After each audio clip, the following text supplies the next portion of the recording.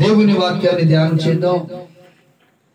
అపోస్తలుడైనటువంటి పౌలు భక్తుడు హెబ్రీ సంఘపెడుతూ మాట్లాడుతూ ఒక సత్యాన్ని వెల్లడి చేస్తున్నాడు. ఈ రాత్రి కుటుంబాన్ని చెప్తున్నాడు, వెధవరాల పక్షాన్ని నేను వ్యాజ్యమాడతాను. చెప్పబట్టాను. ఆమేన్, హల్లెలూయా, ప్రైజ్ గాడ్. వెధవరాల పక్షాన్ని నేను వ్యాజ్యమాడతాను. ఆమేన్. ఈ రాత్రి వాగ్దానాన్ని కుటుంబానికి వెల్లడి చేస్తున్నాడు. సారేపది పట్టణంలో వెధవరాలను పోషించిన దేవుడను నీ కుటుంబాన్ని నేను పోషిస్తాను. నువ్వు స్తుతిస్తే చాలు, నువ్వు ప్రార్థిస్తే చాలు, నువ్వు ఆరాధిస్తే చాలు, ఆ కుటుంబానికి ఇచ్చిన సమృద్ధి నీకు ఇస్తానంటున్నాడు. దిగులు పడకొద్దు, దిగులు పడొద్దు, చింత పడొద్దు, వేదన పడొద్దు. ఏ విషయంలో కూడా రాజీ పడకుండా దేవుని వైపు చూసి నువ్వు ప్రార్థిస్తున్నప్పుడు జీవం కలిగిన దేవుడు మన ప్రార్థనలు ఆలకించి సారేపది పట్టణం వెధవరాల కుటుంబంలో కార్యం చేసినట్టుగా ఈ కుటుంబంలో ఆయన కార్యం చేయును గాక. ఆమేన్. ఆమేన్. ఒక మాట చదువుకుందాం.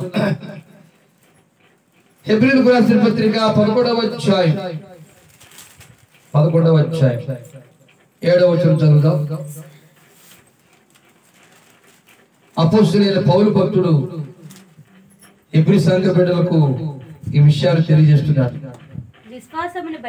విశ్వాసమును బట్టి నోవాహు అది వరకు చూడని సంగతులను గూర్చి దేవుని చేత హెచ్చరింపబడి ఇప్పుడు హెచ్చరిక చేయబడింది. దేవుని చేత హెచ్చరింపబడి భయభక్తులు గలవాడై తన ఇంటి వారి రక్షణ కొరకు, చూడండి, తన ఇంటి వారి రక్షణ కొరకు ఒక ఓడను సిద్ధము చేసి, ఇక్కడ ఆగుదాం, ఒక వాడను సిద్ధము చేసి.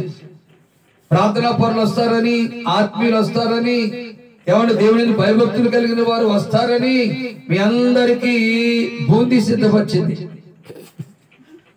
సెంటర్కి వెళ్తే ఆ లడ్డూలోడు దొరకలా, ఆ బూందీ వాడు దొరకలా, కొట్టుగాడు దొరికింది. ఏమండి విశ్వాసులు చెప్పిందామే చక్కగా పులిహార సిద్ధపరిద్దామంటే అన్నారు. ఇద్దరు తోడుకోడలాగా, అక్క చెల్లెలాగా. వీళ్ళు ఏమైపోయారో లేదు. ఏమండి తేలికైన పనులు చూసుకుంటున్నారు.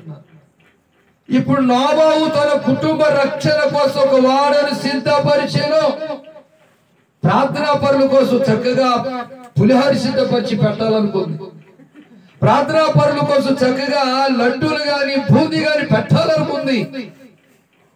ఇప్పుడు ప్రార్థన చేస్తారు, బాగా ఆరాధన చేస్తున్నారు, మీకు పాలు సిద్ధపరుస్తున్నారు. మా ఆరాధన మానేసి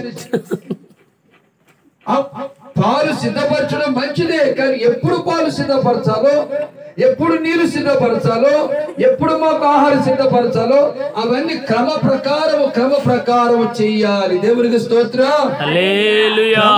భక్తిని దేవుడు అంగీకరించాడు. నా బాధదే, ప్రతిదీ కూడా మనం క్రమంతో చేయాలి. అది అన్నాడు, విశ్వాసమును బట్టి చదవమా, విశ్వాసమును బట్టి నోవాహు అది వరకు చూడని సంగతులను గూర్చి దేవుని చేత హెచ్చరింపబడి. ఈ రాత్రి మీరందరూ కూడా దేవుని చేత హెచ్చరింపబడుతున్నారు. క్రమము లేని భక్తి దేవుడు అంగీకరించడని హెచ్చరిక చేస్తున్నాడు. నోవాహు దేవుని చేత హెచ్చరింపబడ్డాడు. మనమ్మ గారు మాకు విడిదిప్పు ఎన్నిసార్లు చెప్పి నీకు అర్థం, ఇంకా బైబిలే చదువుకుంటుంది. మేమేం బైబిల్ పక్కన పెట్టాం.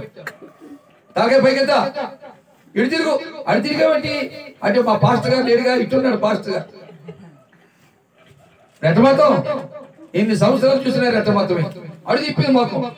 పాస్టర్ గారు ఇట్టున్నాడు, పాస్టర్ గారి వైపు నీ మాకు ఉండాలా. పాస్టర్ గారు నోటి నుండి వచ్చుతున్న మాట వినాలి.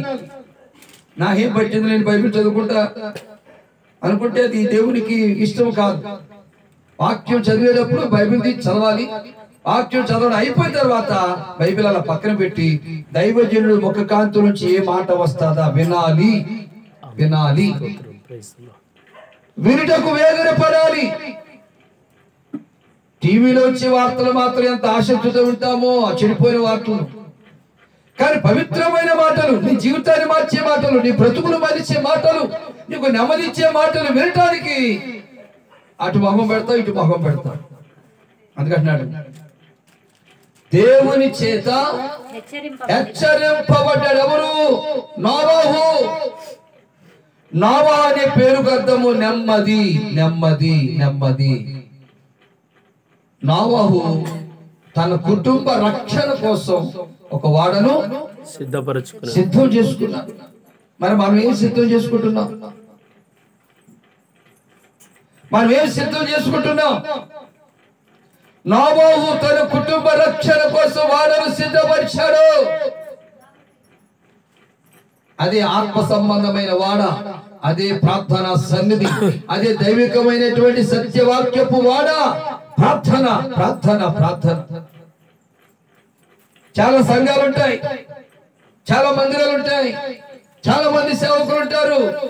కానీ నోవహు మాత్రం తన కుటుంబ రక్షణ కోసం, ఆశీర్వాదాల కోసం కాదు, దీవెనల కోసం కాదు, మేలుల కోసం కాదు, కుటుంబ రక్షణ కోసం, కుటుంబానికి రక్షణ కలగటానికి, కుటుంబానికి దీవెన కలగటానికి, కుటుంబంలో ఉన్న ప్రతి ఒక్కరు. ₹1 కోటి ఉంటే నీ ఆత్మ నిత్య జీవానికి వెళ్తుందా?